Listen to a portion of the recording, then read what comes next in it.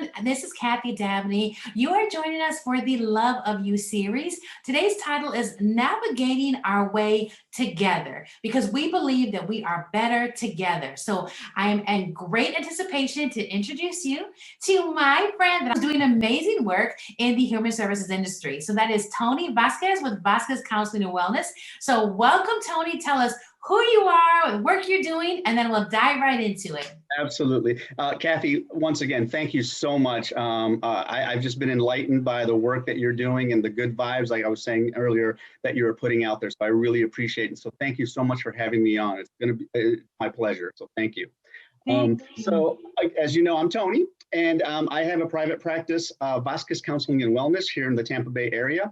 One of my specialties is walk and talk therapy. So we actually get out and we don't have to feel like we are in these four walls, if you will. It's more of a non-traditional way of doing therapy. One of my other specialties is I do individual sessions with postpartum depressed women or perinatal depression. And that is also a big thing here, especially in Hillsborough County, where there's a disparity of a lot of prenatal lack of care, if you will, and disparities in death with African-American and Hispanic youth. So that's a big thing for me that I want to hopefully touch young women or women who are having multiple babies, had already 2 or 3 babies, and helping them when they're at their worst, if you will, with their pregnancy or even pre-pregnancies. And another thing that I love to do is I'm an adjunct professor at the University of South Florida, and I teach social work. And it's wonderful. And I guess my expertise, if you will, is human behavior in the environment. So I really love that I can pass on the knowledge that I received in my studies, in my experiences, and then my work as what I do now. And I think it's just been very gratifying work for me. That is awesome, and it's absolutely so needed. So did you ever anticipate that you would be needed in such a high demand with millions of Americans facing what they're facing right now as a result of us entering our second year of this pandemic? You know, the call for help, if you will, has been really increased since our, the mandates or being in quarantine or having to stay home, right? We can't meet with friends and we can't go out and meet with family. The need is so great. In the Tampa Bay area, we have a lot of depression and anxiety, and that has risen as far as people needing help, people searching help, and then also making sure that we make this virtual treatment something that is going to be a norm, I hope, after we get back to normal times after this COVID-19 pandemic. So I think it's been a blessing, if you will, that we know that virtual treatments or sessions can work and do work. But also the need is heightened and has been heightened since the COVID-19 first started. Absolutely. Well, we're going to dive right into the questions.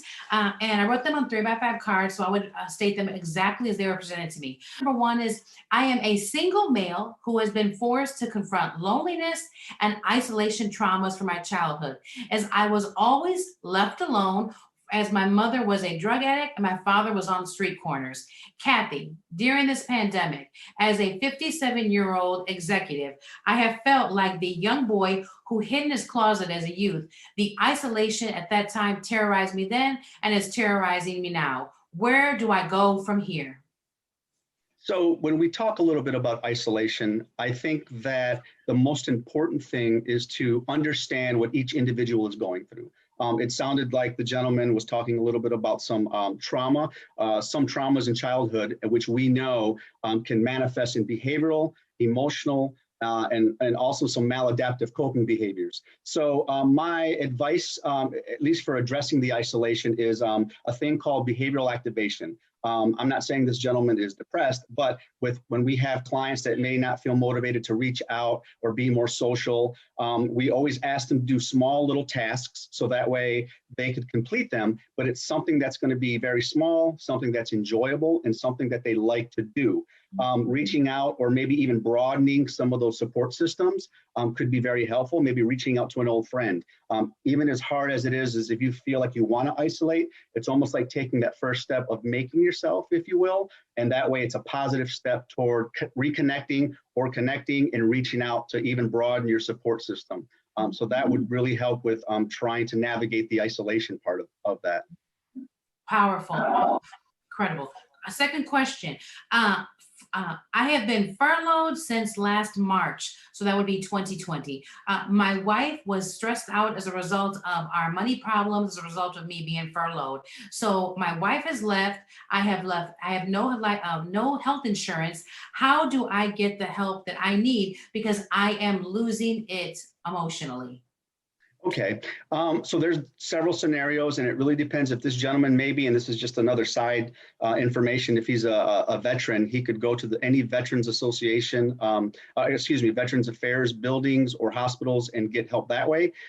The other thing also would be checking in on the community mental health centers. Many of them, at least here in Tampa Bay and Florida, they're going to do fees by scale. So hopefully it will be something that maybe if he wants the help, needs the professional help, he may be able to offset that with a very, very small fee for help, for therapy, for counseling. So I think that the behavioral health centers or community mental health centers are really, really a very positive force in our community because it can help people that maybe don't have maybe enough or a lack of insurance, because we have a lot of people that even have lack of insurance in regards to they only have this part, Medicare, and it doesn't cover any other behavioral health services, or they only have maybe half of a pension, if you will, depending on their age, or just not enough insurance. And so the community mental health centers could be a very, very good resource in order to help you if you have, not a lot of money to invest in therapy. Great. What I'm going to do is I'm going to include in this broadcast links for the information that you disclosed, and then our viewers could go to those places as possible resources to assist them in these desperate times that they need assistance with. Question. I lost my son during the pandemic. How do I begin the healing process? Well, when we're dealing with grief or bereavement, especially with something that is not planned, right? And we never really can plan for a loss. I think that being able to heal in your own way is obviously the best way. There is no timetable. So I know that people will reach out to you and they will give you their condolences. And some of them may even say, hey, you had good time with him and remember those memories. You should obviously, but a loss is a loss, especially if it's a family member. So grief and bereavement, you go through many phases, and these phases can vacillate from anger to denial, some low-lying depression. But when it starts the healing process is when we start to have the acceptance with dignity. And so again, a loss is a loss, and it's very traumatic.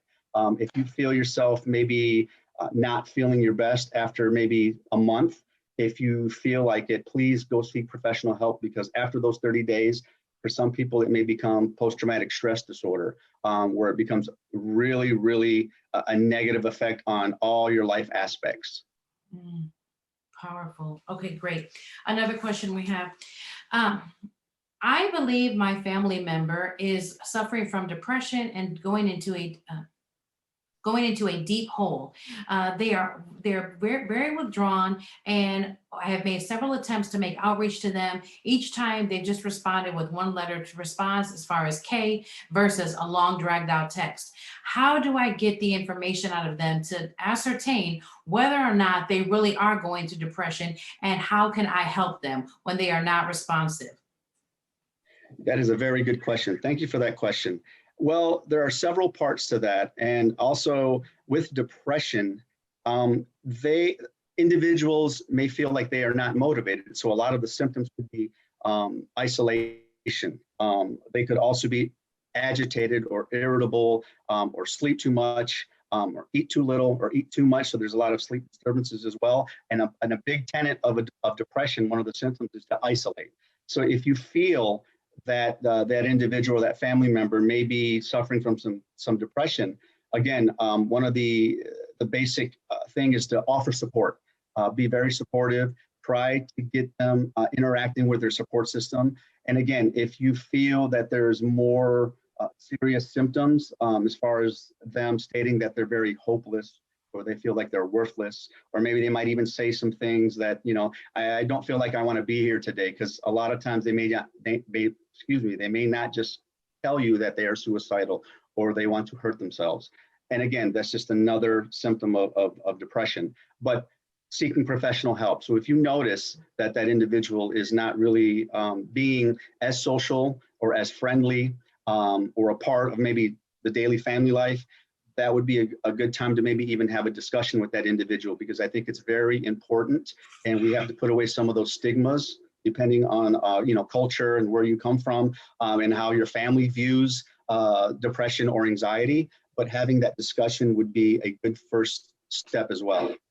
Wonderful. We have a question as far as suicide, that I was on the phone with a buddy of mine, and he made several references. He can't take it anymore. He's going to take matters into his own hands. Hung up the phone. He didn't respond. At that moment, I was torn. Do I make a call to have a wellness check be facilitated for him, or is that some type of an invasion of privacy? I don't want his blood on my hands.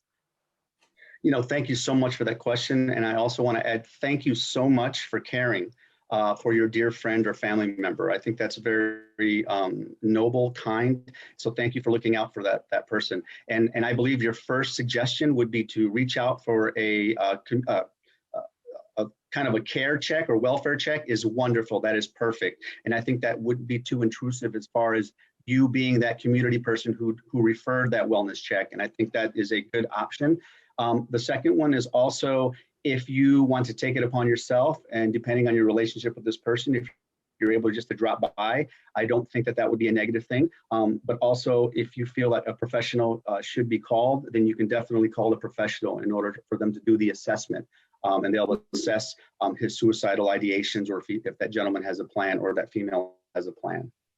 Wonderful. This is just such great information. I don't think that, just to digress for a moment, I don't think that people understand the value in answering your call and saying yes to what you feel compelled in your spirit to, that is your calling in life.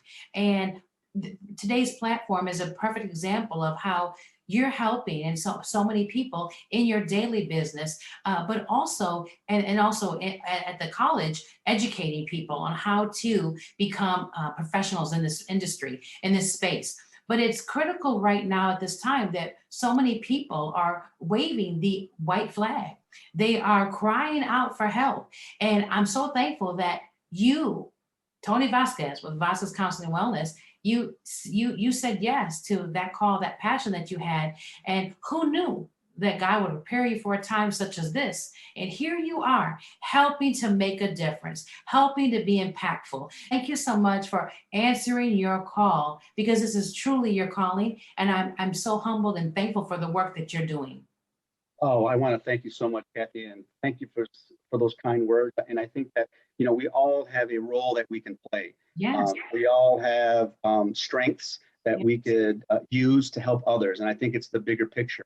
And when we can take care of those kind of things, and obviously we have to have self-care for ourselves, Sure. but also modeling that for the community members we see, or the family members we talk to who need help or want to reach out. I think it's a good idea always to talk about it and help them process their thoughts and feelings. So for me, it's I'm very grateful, even if they said just a plain thank you, Sure. Mr. Tony, and it really works wonders, and it makes me, again, gives me that energy to next day we have several clients that need help and we move forward. So thank you so much, Kathy, for those kind words. Oh, absolutely. I want you to spend the next few minutes, about 90% of the questions that were submitted were, how do I recognize the warning signs? What symptoms can I look for in myself or in my spouse or in my children to I recognize and identify, do I need help? And that's the first part. The second part of the question is, and then what's the first step in getting the help that I need? So identification and then action.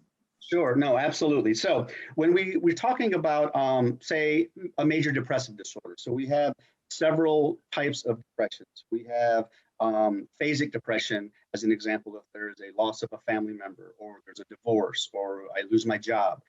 So we will have some depressive symptoms that will be there for several days, maybe a week, then they will dissipate, because it's something that does happen in life, as we know.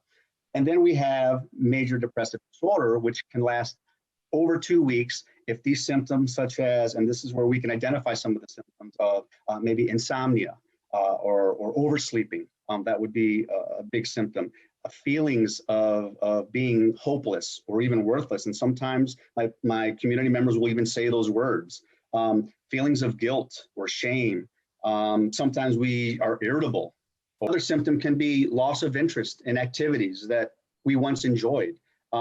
Maybe we used to like to hang out with our friends once a week or get together with some other family members every Sunday, let's just say. But now we don't like to do that anymore. Something that's not enjoyable, or we sometimes will feel irritable or even agitated. So those are some of the symptoms that can persist in a major depressive disorder. And so really knowing some of these symptoms or even reading about them, doing a little research is going to be very, very helpful. And there are also some online scales that people can do to see if they meet some of the criteria. There's 11 criterion, and if you meet 5 of them in the last 2 weeks, and then you could possibly be experiencing some major depressive disorder. Okay, so that's recognizing what some of the symptoms can look like, what they can feel like. How do they start to take action? What can they do? Let's say, there's a checklist and they say, okay, all 5 of these are checked. And then what is their first step? So give us 3 or 5 steps of action of what they can do if they check everything off the list you provide. Sure. So once we have that checklist, if you will, and you feel like, okay, maybe I am depressed, we can reach out first. Sometimes the depression will lift if we are able to have a strong support system, or even just one person. When I say strong support system, I mean someone who can be dependable and that you can talk with and interact with, and that's always going to be a healthy choice. But if you're recognizing that it is challenging other aspects of your life, like in relationship or work, because maybe you can't get up, you're not motivated, and it starts affecting your work, or in your relationships with your children, even if you're agitated and you're irritable and you snap at them, really for no apparent reason other than you're not feeling well, that would be a way of recognizing that could be happening in regards to depression. The third part could also be after recognizing that and your functioning isn't where it usually is as far as a baseline and you're used to functioning at a better level, seek professional help. And again, depending on your resources and depending on what's available to you in your community, again, one of the ones that I always direct my community members, if they don't have either proper insurance, enough insurance, or no insurance, is going to be the community-based mental health centers that will base their services or their fees of their services by your need, by your financial need. But those would be some steps that would be in the right direction. And again, talking about it, lifting that stigma, if you will, is okay. If you have to talk to a friend and you feel like they are exhibiting some of these symptoms, make it known to them, because maybe they're not identifying it and they just feel like they're just skating by, and really it's affecting different parts of their life in a negative way. And when it becomes where they're not able to handle it, then they become overwhelmed. And then there could be other symptoms that may arise, like more feelings of hopelessness or worthlessness, where they may feel like I'm just better off not being here. And then that would be more of the heavier ended symptoms of depression, would be a suicidal ideation or a plan or even an attempt. Great information. In closing, I'm going to go over these 3 questions we have. So first one is, I am suffering from deep depression. Please explain to me, what is my first step? Where do I go? Where do I call? Everything in my city is closed. Where do I call? When I've called locally, I get no answer. Is there a national hotline that I can call? Where do I go for help? Sure, that is a great question, and I hope that you will feel better soon. And I think that getting the professional care is going to be a great step in the right direction of doing that. I will give some information to Kathy. I don't know what city or state that you're located in, but I can definitely locate. I am a social worker, so I'm able to get the resources, and I will be able to direct you in the right direction. And again, thank you for being brave and addressing that you do have depression, and we're going to get you to the right people that you can call for help. A second question. I tend to have suicidal tendencies. I once attempted and I failed at my attempt. Thankfully, I am closer to that than I've ever been before in my life. My first attempt when I was 15 years old. Now I am 49. Where do I go when I feel this way, or who can I call? I don't have any family or close friends near me. Okay. What I've done with, as far as advising my community members, especially the time of COVID, where everything is going to be either locked down, in quarantine, or we just can't gather. If you can research or maybe even lock into a social media platform, it has really worked wonders for a lot of my community members. Yeah. Not only because they get the support that they need, but on some level, they are also offering support, which can help your confidence, if you will, in regards to we are all support systems for each other. So I would say that social media would be a fantastic and a beneficial way to go on and get the support that you need. When other things start to open up, there will be availability for appointments virtually as well. But at this point in time, because of the mandates, a lot of the states have been kind of locked down and they're only doing the virtual piece of it. But again, I will be giving Kathy some resources that you guys can look up. And there is a national hotline or a national hotline for suicidal ideations or suicide. And they will immediately connect you with a live counselor who will be able to talk with you and process your thoughts and feelings at that time. Excellent. Last question we'll begin to wrap up is my family member grandmother is a senior citizen. She always loves to fellowship at her local church. She does not have the internet. So she's not able to watch church online or on the Facebook platform that her church currently uses. She doesn't want me to purchase her a cell phone. I have in the past. She doesn't want to take the time to learn to use it. She is getting depressed and not eating. What can I do to get her socially engaged in some way when she has no method to make outside contact with the world? Great question. Thank you so much for that question. In my practice, I have actually several clients who use faith-based services, if you will, to meet that need. And it sounds like your grandmother is a very spiritual person. And unfortunately, because again of COVID-19, those things are shut down. If she is not tech savvy or not willing to get a cell phone, to maybe join virtual sessions or mass, I would invite you or other family members to make periodic visits with her several times a week. And again, doing your own assessing, if you will, of her symptoms, what she's saying, how she's saying them in regards to the depression. But I would definitely invite you to make yourself known, if you will, in person. That is very important. Telephone calls, maybe little walks with her if she's able to. And again, I don't know what part of the states you are, but obviously in Michigan, that may be a barrier because of the time, right? Oh, okay, all right. But really making that time to be available in person is definitely a very healthy way, obviously, to reach out and still have them connected in some way, especially if they feel like they're isolated or away from everything because either maybe they're not willing to want to do a computer or a phone mass or session for the church or in a group. So be there in person if you're able to. So that would be very, very helpful to connect in that way. Okay, wonderful.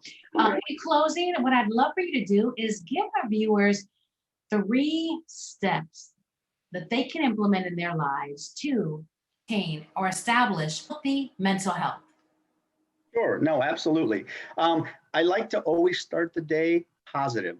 I'm a firm believer that you can choose happiness, regardless of things that are stressing you out or if there's any anxious things on the horizon. And of course, we always want to stay grounded and mindful of today. So I always start with a positive, even mental note to myself, as in when music hits you, it doesn't hurt by Bob Marley. I love that. It's awesome. It's very positive. Absolutely. The second part would be self-care. And if I had a list of 10 things, self-care would be on all those lines because it is so important to take care of self. We have a thing in our field with therapists and psychologists and psychiatrists called compassion fatigue. So we hear a lot of these issues and these problems and very deep end things. And then we go home and it's like, well, how do I decompress? How do I find time for myself to process that and have self-care so I don't burn out? So self-care, eating healthy, being mindful of your sleep cycles and your rest, getting enough rest, keeping healthy and positive an environment and also the people that you keep with, right? That's very, very important because if anything, they're also going to motivate you to be well. If they're doing well, you're going to be doing well and vice versa. And so that way we can both be positive, rub positive vibes off each other. And the third thing would be just take that time and recognize when you are a little anxious, which does happen, right? Life Yes. do not stop. Or when you're a little stressed out, keep tabs of what you're doing, how you're responding, and even what your thoughts are. Because again, it does start with automatic negative thought. And then we get our emotions and feelings that could be negative, and the outcome is going to be a response that's not healthy, whether it's anger, whether it's substance abuse. So there's a whole host of maladaptive behaviors that come from that if we're not addressing them in a very healthy way. So really just take note of how you're doing. And those are three things that I think that would be very helpful in order to maintain stability in your mental health and well-being. Wonderful. I love it. I know for me, what helps me so much is I experienced severe depression on or about 5 years ago. I was going through a divorce and it was just such a difficult time. I escaped in my career. I went in the office when it was dark. I left campus when it was pitch black. And now so many millions of Americans don't have that luxury. So what I have been encouraging people, viewers to do, and friends and family to do is to walk, even if it's in the privacy of your own home, put some headphones in and just walk and create your own concert. And that way you can still escape, but it's the power of our thoughts. And create affirmations, post them on your mirror. And you can tell me if you think, I think that we're speaking along the same lines, is that Absolutely. speaking positivity over yourself. And then and still, I don't want to negate everything we've covered today in this episode.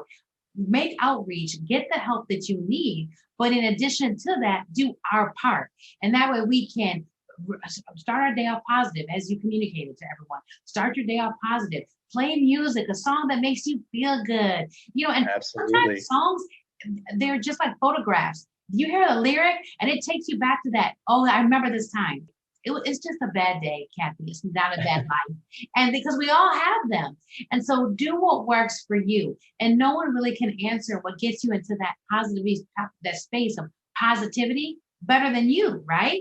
Absolutely. You're the professional of you. Absolutely, yeah. Kathy. Very good. Yeah. You're the professional of you. That's good.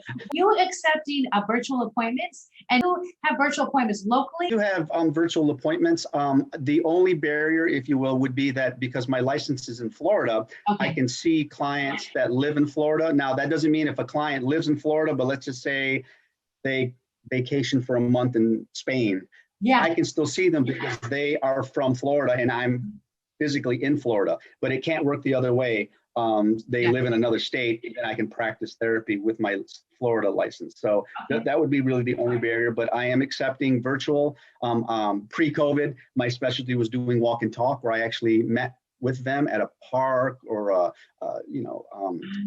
school. I mean, really, I'll meet them anywhere. And I think that that's just another, for me, breaking down those barriers that sometimes our community members have that is no fault to their own. And I think it's just, they need to have quality services, quality help, people that are supportive that could come to them to break some of those barriers down. So yeah, but I am available virtually. When our viewers that are looking to make an appointment, the next time you contact a therapist or a counselor's office, then ask them, what type of services do you offer? And do you offer the walk and talk therapy? Is that correct? Yes, walk and talk therapy. Okay, wonderful. Well, yes. I want to thank you so much for sharing during this time platform. And I think that it will be invaluable information to so many people. So thank you so much. We're going to list in this episode the National Suicide Prevention Hotline. Let's say it's not for you, this information. Okay, great, Kathy and Tony, but I'm good.